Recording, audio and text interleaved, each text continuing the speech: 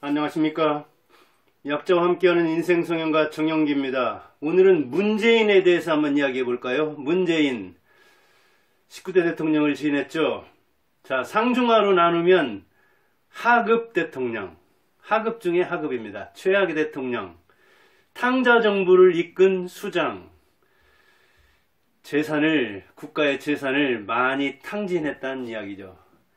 인생은 성과의 예술이라는 차원에서, 정치도 성과의 예술이라는 차원에서 이렇게 이야기합니다. 한마디로 문재인은 성과를 낸 게 없잖아요. 무슨 열매를 냈나요? 평가는 물론 엇갈릴 겁니다.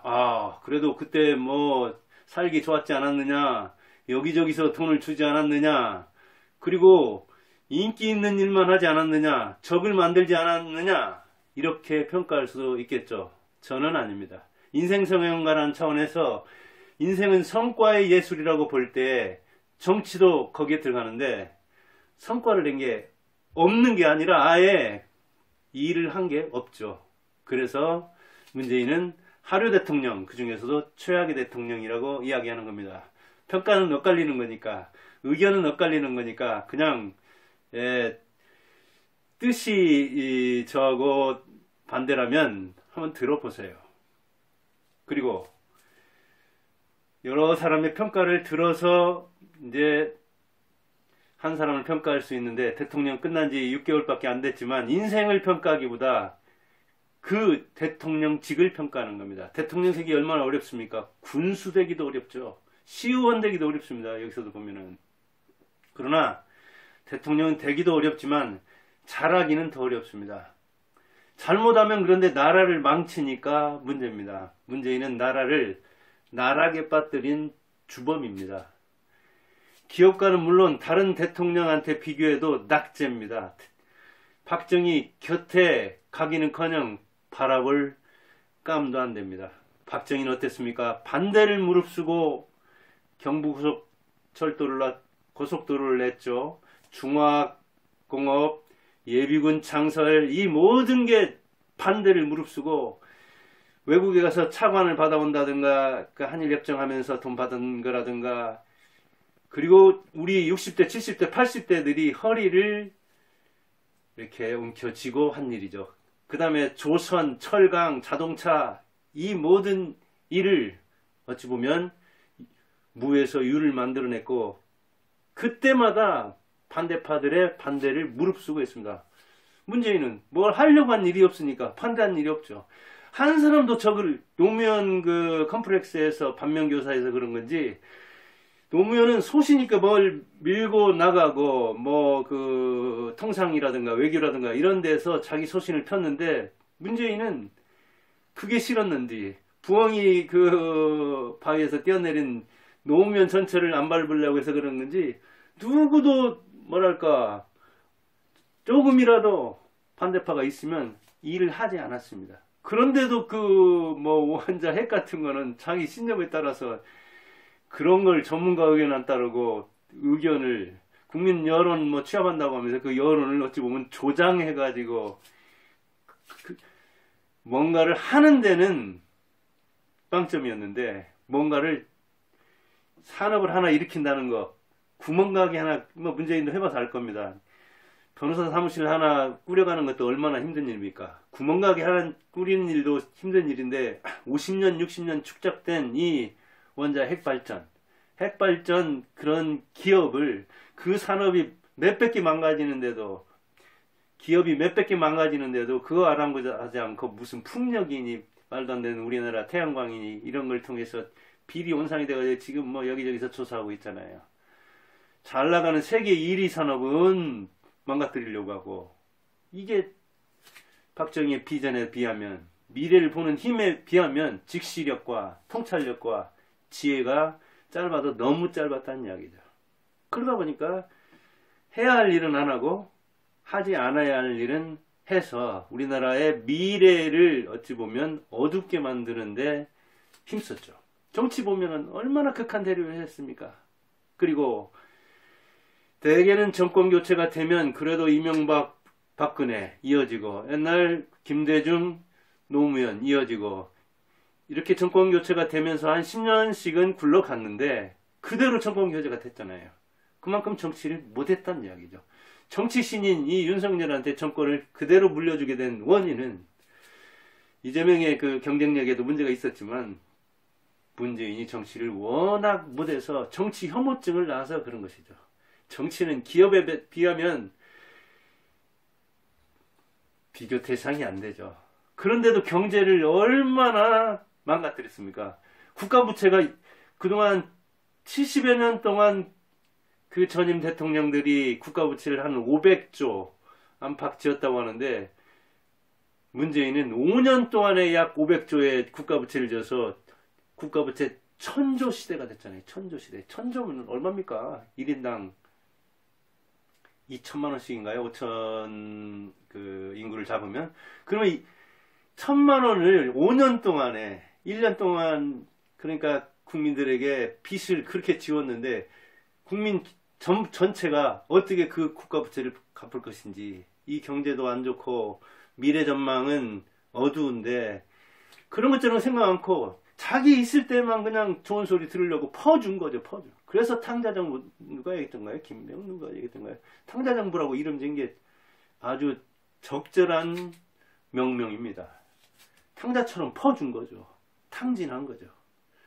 그러고 친노조로 기업하는 사람들의 기업할 맛은 기업가 정신은 뚝 떨어지게 만들고 그냥 뭐 강성노조가 그렇잖아도 이 빈익빈 부익부 노조의 그 편차가 큰데 강성노조를 더욱더 밀어줘 가지고 꼴찌 정치가 1등 기업을 발목 잡았는데 그거를 노조를 통해서 정치를 통해서 다방면에서 기업가들의 힘을 빼놨죠. 이재용도 얼마나 힘들었습니까? 그 사이에 이렇게 친노조 국가부채 늘려 탄핵정책 그 밖에 뭐 이 연금 같은 거 아니면 건강 그 보험 같은 거 거의 적재 국면으로 얼마나 그 많이 돌렸습니까? 그 다음에 이렇게 실업자 되면은 받는 그 수당 그런 것도 저런 것도 그동안 이렇게 뭐랄까요 절약해서 쌓아놓은 그 기반을 문재인이 거의 다 탕진해버렸습니다. 정치 망쳤죠. 경제 망쳤죠. 외교 국방은 또 어떻습니까? 외교 반미 뭐 반일 중국하고 잘 지낸다고 북한하고 잘 지낸다고 했지만 그 쇼 어땠습니까? 끝나자마자 6개월도 안 돼가지고 뭐 북한하고는 그냥 그대로 원위치되고 핵을 그걸 포기를 하겠습니까? 포기할 걸 포기를 하지. 거기에 생명줄이라고 생각하는 그 핵을 초등학생이 봐도 안 될 일을 한다고 하면서 패배한 사회주의, 공산주의 거기에 또 기울어 가지고 중국 지금 그 뭐 삼성이든 SK든 현대자동차든 이거 정말 계륵이잖아요. 계륵. 빠져나오는 것도 문제고 오히려 문재인 그때부터 빠져나오도록 했다면은 손해라도 덜 볼 텐데 지금 이 코로나 뭐 제로 정책 한다고 하면서 제로 코로나 정책 한다고 하면서 들어가는 것도 어렵고 나가는 것도 어렵고 사업 자체가 얼마나 힘들게 됐습니까? 차라리 사드 때 롯데가 붙으면 빨리 뭐 1, 2조 손해보고 나온 데가 더 나을지도 모를 정도로 지금 불투명해졌잖아요. 이런 것 저런 것도 외교 때문에 더 얽힌 측면이 있는 거죠. 국방 얼마나 약화됐습니까? 군사기 얼마나 저하되고 그래서 김문수 같은 사람은 오죽하면 김일성주의자다 그랬잖아요. 신영복 같은 사람을 사상적으로 섬긴다고 했으니 실제로 이 패망한 사회주의, 공산주의 이념에 기울어 가지고 이게 뭐 이 이념적으로 아주 혼란을 겪게 만들었죠. 이렇게 안보나 국방이나 외교에서도 엉망이었죠. 인사 또 어땠습니까? 편파, 편중, 추미애. 저희 지금 전주잖아요. 전라도잖아요. 그런데 검찰 요직의 추미애가 어땠습니까? 뭐 그때 뭐 검찰 폰에 5네 해가지고 그거를 전부 다 전라도 사람을 안 치고 제가 이승만 때도 살아 있었는데 그때는 너무 어렵고 박정희 시절부터는 뭐 10명 안팎의 대통령을 봤는데 제가 생각할 때 그렇게 편파 인사를 하는 사람은 처음 봤습니다. 추미애 그 대통령의 그 장관이죠. 그 다음에 또 조국은 어땠고요? 비리에 불법에 김명수 사법 대법원장은 어떻고요? 사법부가 아니라 그래서 불법부다 그럴 정도잖아요. 그래서 이재명 그 선거법 위반 판결도 말도 안 되는 논리로 해가지고 초등학생도 납득 못 시킬 그 논리로 해가지고 벗겨졌잖아요. 이런 것 저런 것 지금도 그 윤미향 사건이니 그 문재인이 관여했다고 혐의를 받고 있는 그 울산시장 선거였던가요? 그거 지금 열리지도 않고 있잖아요. 이게 사법부가 아니라 불법부라는 말이 그래서 나오는 거잖아요. 대통령으로서 그런 인사정책을 펴고 그런 편파된 그러니까 김영석 그 연세대 교수를 여기만 지금도 그 명예교수로 있던가요? 103세 된 노인 양반이 말했잖아요. 정의의 가치도 모르는 사람이다. 정의의 개념도 모르는 것 같다. 하고 문재인을 향해서 말하잖아요. 그가 취임사에서는 뭐라고 했어요? 2017년 5월이었던가요? 5월 10일? 더불어민주당 정부에서 기회는 평등할 것이며 과정은 공정할 것입니다. 결과는 정의로울 것입니다. 기회 평등, 과정 공정, 결과 정의, 말은 좋았죠. 그러나 말하고는 아무 상관없이 놀았죠. 쇼만 할 줄 알았죠. 뭐 한 일이 없잖아요. 한 일이 없으니 열매가 있을 리가 없죠.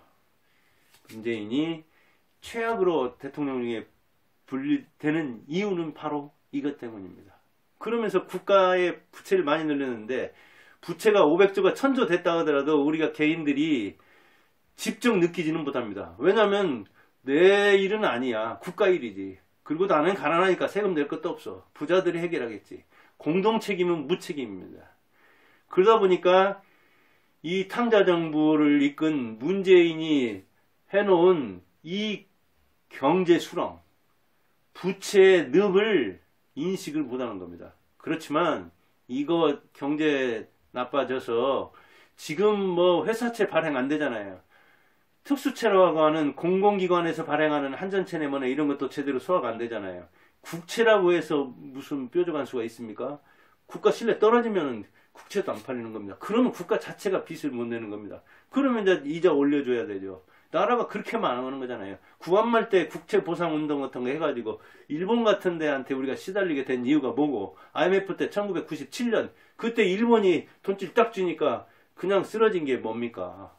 나라의 기반이 약해서 그런 거잖아요. 경제적 기반이. 나라든 국가든 개인이든 빚 위에 있으면 노예가 되는 겁니다. 그런데 그 노예를 만든 사람, 그 사람이 문재인이니까. 그런데도 문재인이 뭐가 좋다고 문재인을 추종하는 사람이 있고 뭐 퇴임하기 직전까지도 40% 안팎이었다고 그러는데 그 나라의 수장을 뽑는 수준, 그것이 대통령의 수준이요.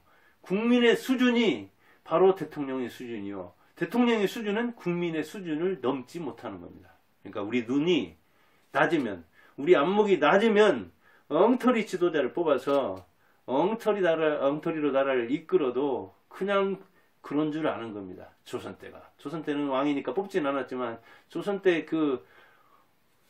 특히 구한말 대외 변화 있을 때 그 대처하지 못한 사람 하며 문재인처럼 아무 일도 안 하면서 그냥 국고를 탕진해가지고 국가를 빚 위에다 올려놓은 이런 대통령이 나와도 그가 좋다고 따르고 그를 이렇게 추종하는 사람이 지금도 있을 정도니 참 사람 보는 눈이 여러 가지지만 문제가 많습니다. 지금 윤석열은 지금 통치하고 있으니까 그런데 뭐 역시 인기 안 좋잖아요. 참 어찌 보면 우리나라 사람들 대통령 복이 없기도 하지만 그만큼 대통령을 제대로 된 사람을 뽑지 않아서 받는 측면도 있습니다. 자업자득 측면도 있다는 이야기입니다. 오늘은 문재인에 대해서 이야기를 해봤습니다. 그런데 요즘 개 사건 같은 것도 보니까 뭐 참 인성에도 문제가 있는 것 같고 그 딸이며 아들이며 이렇게 하는 거 보면 참 저도 아들 키우는 입장에서 이 부모로서는 그러지만 그 부모로서의 문재인